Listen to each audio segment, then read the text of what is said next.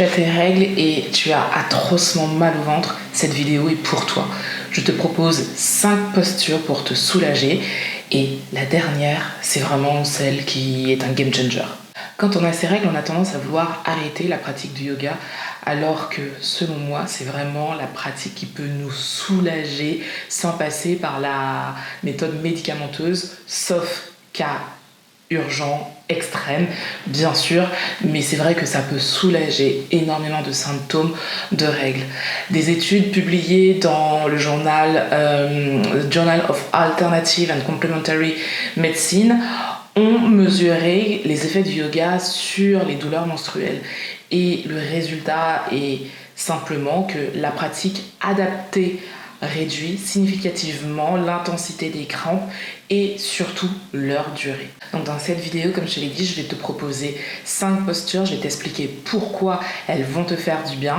Et n'oublie pas, la dernière, elle est très souvent sous-estimée, alors que c'est selon moi celle qui fait travailler le plus en profondeur tout en douceur.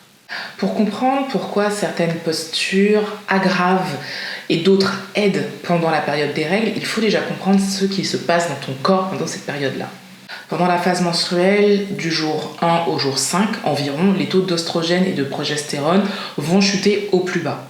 Et l'utérus, je vais y arriver, va se contracter et éliminer la muqueuse. Ces contractions, c'est ce que tu ressens, plus ou moins fortes en fonction des gens. Et en fait, ces crampes, ces contractions, elles sont produites par des molécules qu'on appelle prostaglandines, dont la concentration est directement liée à l'intensité de la douleur. Parallèlement, ton système nerveux parasympathique, lui, il est beaucoup moins efficace à réguler la douleur pendant cette période. Autrement dit, ton seuil de tolérance est beaucoup plus bas pendant tes règles. Ce que le yoga peut faire ici, c'est agir sur 2 leviers. Le premier, ce sera la circulation sanguine. En fait, dans la région pelvienne, il va venir réduire la stagnation qui est en train d'amplifier la douleur. Et dans un deuxième temps, il va y avoir le système nerveux via la respiration pour abaisser l'état de tension globale dans le corps. La première posture que je te propose, c'est Balasana, la posture de l'enfant. Tu t'agenouilles sur ton tapis, tu écartes légèrement les genoux, tu t'inclines en avant, le front au sol, les bras étendus devant toi ou le long du corps en fonction de ce qui est plus confortable pour toi. Pourquoi ça fonctionne ? En fait, dans cette position, le bas du dos s'étire passivement. Les muscles paravertébraux qui participent aux douleurs lombaires liées aux règles se relâchent sans effort.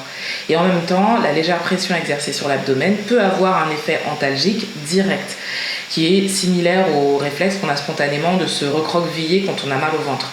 Ce n'est pas un hasard, c'est vraiment une réponse corporelle que tu es en train de formuler dans cette posture. Tu peux rester 1 à 3 minutes et bien sûr, tu respires. La deuxième posture que je te propose, c'est Supta Baddha Konasana, le papillon allongé. Alors, allongé sur le dos, tu plies les genoux, tu rapproches les plantes de pied et tu laisses les genoux tomber sur les côtés. Tu peux mettre un coussin ou des blocs sous les genoux si tu en as besoin pour avoir un petit peu plus de soutien. Pourquoi ça fonctionne ? Cette posture, elle ouvre passivement les hanches, ce qui relâche les muscles adducteurs et les fléchisseurs de hanches, souvent en tension pendant les règles. Elle simule aussi la circulation dans la région pelvienne, ce qui contribue à réduire la sensation de lourdeur et de congestion. C'est une posture yin par nature, elle ne demande rien à ton corps, elle lui offre de l'espace. Dans cette posture, tu peux rester 3 à 5 minutes. La prochaine posture, c'est la posture du Shavash, que tout le monde connaît. À 4 pattes, poignets sous les épaules, genoux sous les hanches. En inspirant, tu creuses le dos, tu lèves la tête et le coccyx. En expirant, tu arrondis le dos, tu rentres la tête et le coccyx. Pourquoi ça fonctionne ? C'est le mouvement synchronisé avec la respiration qui fait le travail ici. Ce balancement régulier va mobiliser ta colonne lombo-sacrée et la zone où les crampes irradient fréquemment.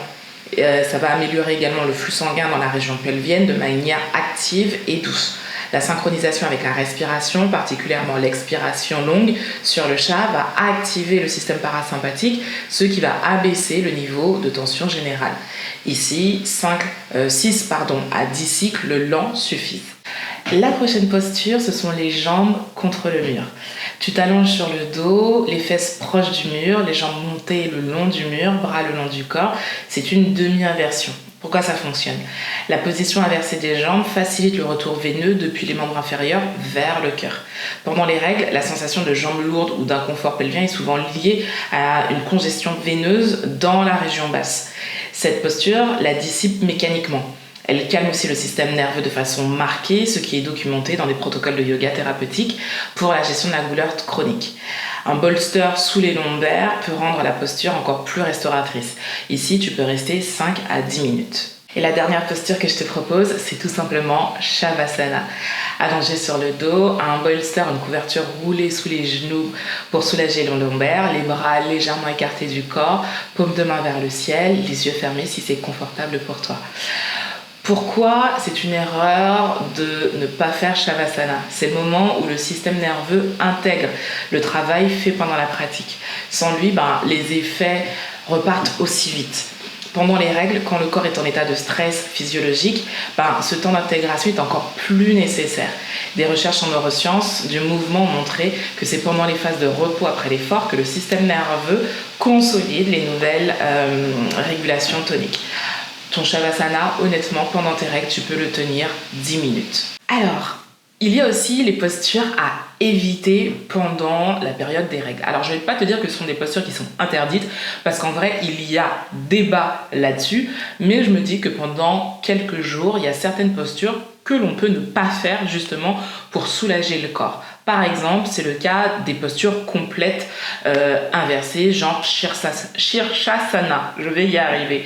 Parce que là, en fait, dans cette posture totalement retournée, tu vas exercer une pression sur ta région pelvienne et perturber en quelque sorte ton flux naturel.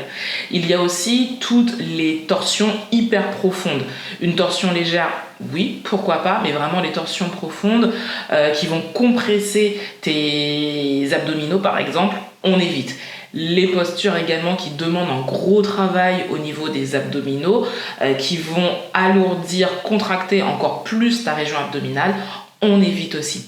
En fait, la règle, elle est simple. Si ça te demande un effort beaucoup trop important, fais-le après tes règles. Voilà, cette vidéo se termine là. J'espère qu'elle vous sera utile. Dites-moi en commentaire ce que vous faites quand vous avez vos règles. Est-ce que vous pratiquez le yoga ou pas? Est-ce que vous faites les postures que je vous ai conseillées? Je serais curieuse de le savoir. Sur ce, je vous fais de très très gros bisous. Prenez soin de vous, prenez soin des gens que vous aimez. Et à très vite.